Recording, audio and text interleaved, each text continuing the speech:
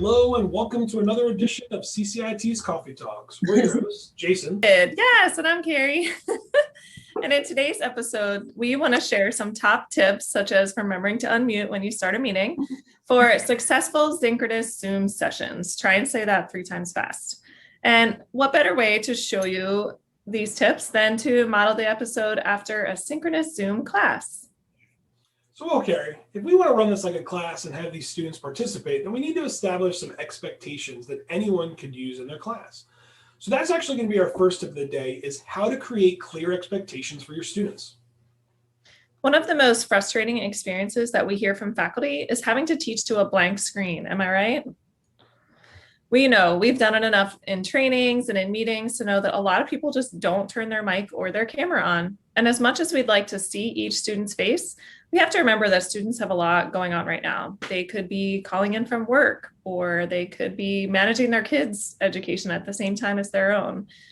They could just have a messy environment or just feel uncomfortable sharing the space around them. So we can't demand that students turn cameras on or offer bonus points for those that do.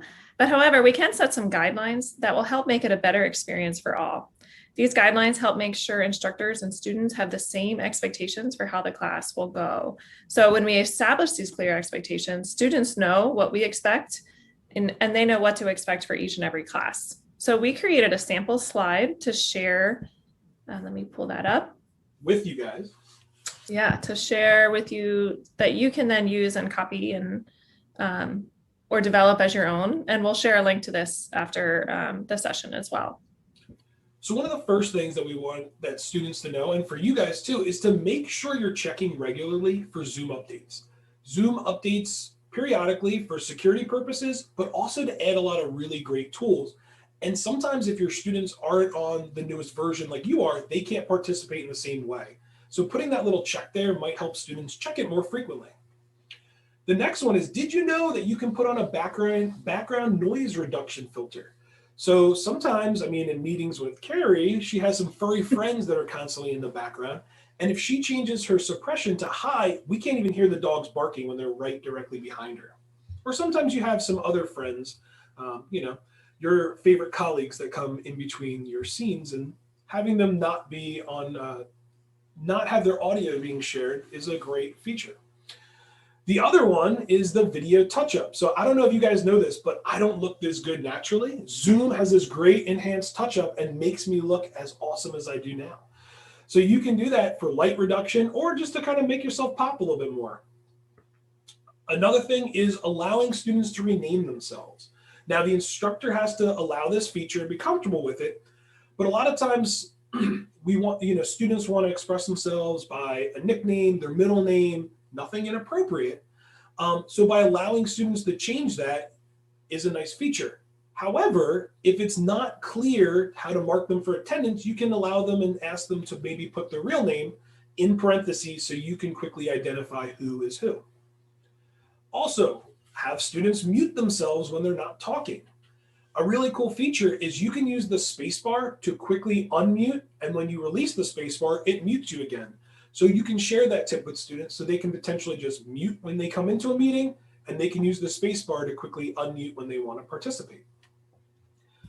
One of our other tips, going back to what Carrie was talking about with teaching to a blank screen, is having some type of image to represent the student. So we all have, or most of us have, our cameras on, which is a great way. However, adding an image like somebody's Bitmoji might be beneficial if they're not comfortable sharing for reasons that Carrie mentioned before.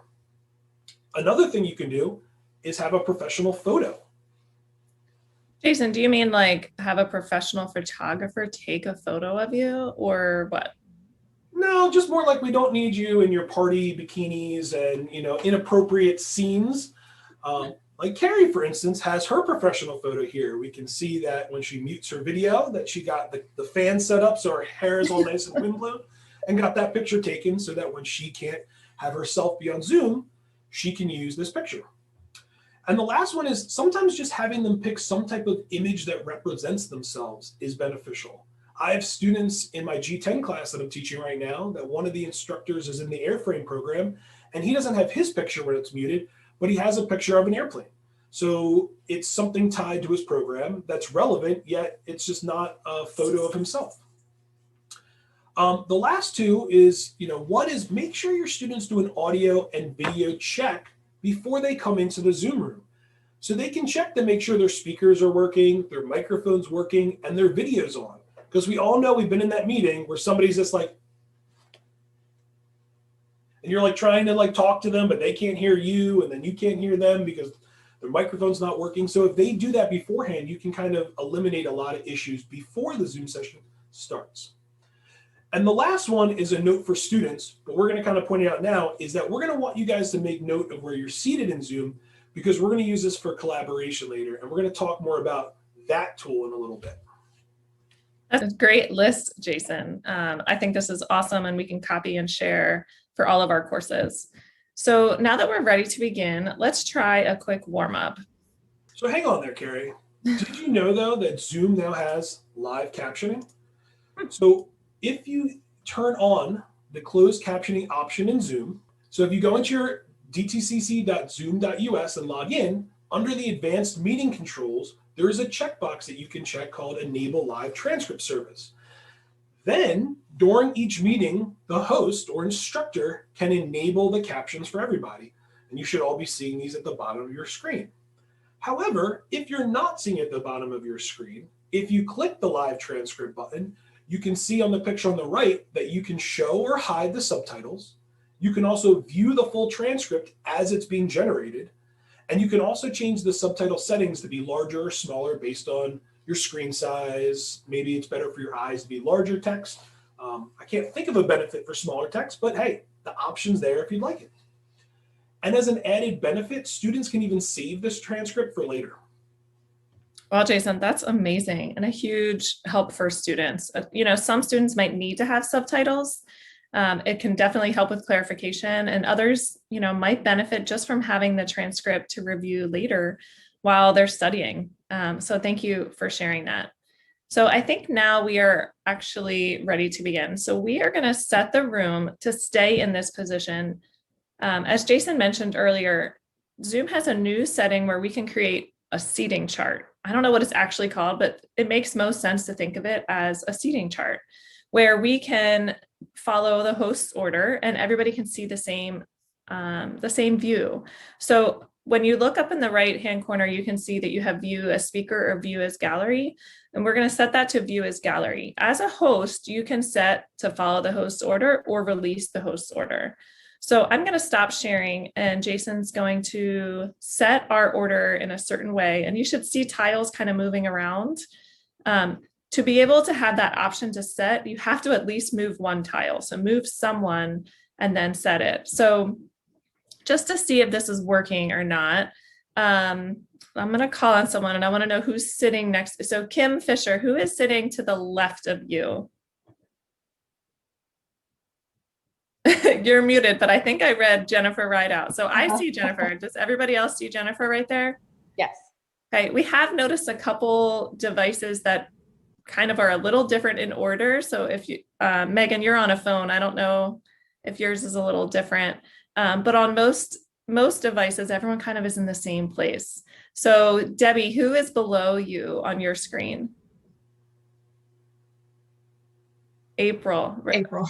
Yeah, so everyone should see April. So this is really fun if you're going to do like a round robin in your class, or everyone has to go around and share what their project topic is. You can make sure everyone's kind of going in the same order without it jumping around. And everyone stays in their spot no matter who is speaking. The tiles don't move around with the speaker. So it's just a fun way to kind of use that feature. All right. Now our next tool is the spotlight option.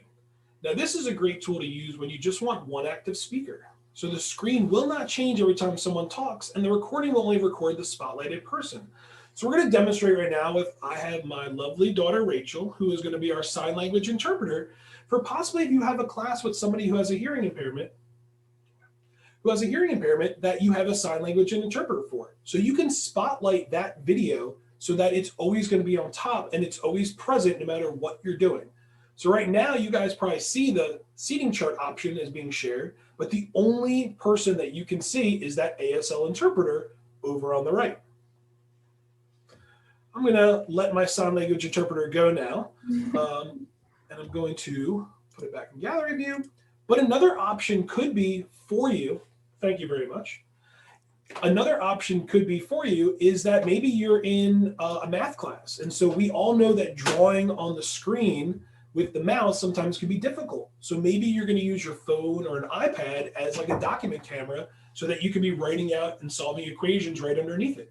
You might want to spotlight that so it's always on top for somebody to see. That was awesome. You'll have to thank Rachel. It sounds like she already left the room, but thank her for sharing that with us.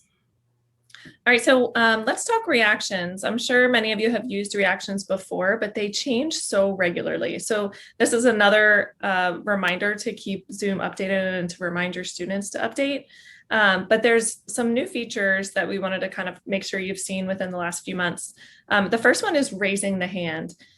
We can use the raise hand feature just like you would in class, where you can ask a question and have students raise hands. And what it does is it orders it for the host as to who raises their hand first, second, or third. And you can call on people in the order that they raise their hand. So I'm going to ask you a question. And if you know the answer or have a wild guess, because you probably don't know the exact answer, I want you to hit that raise hand button. So what do you think was the daily meeting participant average on Zoom in March of 2020? So how many people do you think daily were on Zoom in March of 2020? Anybody raise their hand? Sarah Carter raised her hand first, and then Debbie Fee. So Sarah, what do you think? And I would be cheating because I actually have access to the data. So Not for us. Else try. Not for us. We're So talking this about is Zoom data. in the world, not just at Del Tech, but I want to know what your guess is. So it's how much in a day or just in the month of March? On the daily average in March. Average number of people. Yeah. A trillion? I have no idea. Debbie, what's your guess? 10,000. 200 million. So somewhere between your two guesses. It actually went up another 100 million in April. So it was 300 million in April, but just a reminder, we're always on Zoom. So another great reaction to try and use to kind of increase that engagement is the yes, no questions. So I'm going to ask a question, and if you know it, either hit yes or no. And on the participant view and the host, I'm going to see a tally of how many of each. So here's my question. Did you watch the Super Bowl last weekend? Carrie, does it count if you only watched it for commercials? Yeah, it can be you watched for commercials, you watched for the food, you watched for the weekend, or you actually watched the game. You have a TV that produces food? Because I want one of those. No, it's just an excuse for the good food, Jason. Duh. All right, so on the participant view, we could see a tally of how many yeses and how many nos came up. So this is great as an instructor if you have a quick formative question. If 5 of you said yes and 5 of you said no, and it was a question about, did you understand what I just talked about? We might want to kind of review some of that content a little bit more. So those are just 2 quick things that we think are great ways that you can just increase that engagement with students, whether they want to talk or not. Well, speaking of engagement, Carrie, let's talk about another tool. So another good reminder, and we're only going to say it like 50 times during the Zoom session, is to make sure you have your Zoom updated as often as possible, because you get the better tools and they keep getting better all the time. So speaking of our next tool we're going to talk about is the annotations tool, which is a great way to allow your students to collaborate as an entire class on a single document. So in order to use the annotations tool, you can see all the way at the top where it says that you are viewing Carrie Curry's screen, there's these view options. And if you click that drop down, there's the annotate toolbar that comes up. And so maybe in a math class, like for Megan, she might be trying to graph an equation and wanting all students to graph a point on the line to make sure it's linear or to see if everybody solved it properly. And so as we're trying to go with a linear equation, when we see that this is the kind of data that we're getting, we might realize that some students need some more practice. Or we might realize that maybe the equation isn't linear when we thought it was. So we can have all students participating on the screen at the same time. Another one, I'm going to clear all the drawings real quick, is maybe you want everybody working on an individual system and you want everybody to explain it, and you still want to show everybody all the examples at once. Or maybe you want students to work on their own coordinate plane to solve the same equation to make sure that we're all getting the same solution. So you can bring up a screen like this where you have multiple coordinate planes, and yet everybody can be graphing on their own. Maybe you put their names next to them so that they know, like, this is going to be me over here, Jen's over here, and Carrie's over there. So not everybody is just going to be writing on the same one on top of each other like this. But, even though me and Carrie are math people, not everybody's a math person. So another example might be if you wanted to have people do peer review in an English class or in honestly any class. And, we always lead by example. So maybe we're going to put a sample paper on the screen and we're going to ask students to do a sample mock-up, find some grammatical errors or what's some comments that we can put on the screen with the text tool that you might want to leave when we do this peer review. That way we don't run into situations where you're like, ooh, you were a little harsh on there. Like there's nicer ways to say that. So we can use this as kind of a staging ground for that. And lastly, because let's have a little bit more fun, I want you guys in the audience on this Spot the Difference to find the 5 differences between the 2 pictures. You can use the stamper, you can use your arrow, you can use the drawing tool, whatever it is. Can you guys collectively find the 5 differences? Tammy's got one. Oh. Carrie, I feel like every time I see one of these, I feel like I'm like at the bar again, like sitting there, just having a beer, playing Spot the Difference on the touch screen. I think they found all 5 multiple times. Great job. This is a fun one, even just to teach your students how to do annotations. That's why we're sharing these slides with y'all. All right, so I know we're a little over. We had so many good tips we wanted to share with you guys today. So we just have one more to share with you, and that is a new feature with the breakout room. So Zoom now allows students to choose which breakout room they enter. So you no longer have to assign all your participants into different breakout rooms. Of course, you still can, but you now have this option to let participants choose the room. So if you want to do an activity where they just need to cycle through the rooms, or you want them to just get together with their groups, you don't have to go through and manually assign each of those groups. You can have them enter the room that is most appropriate for them.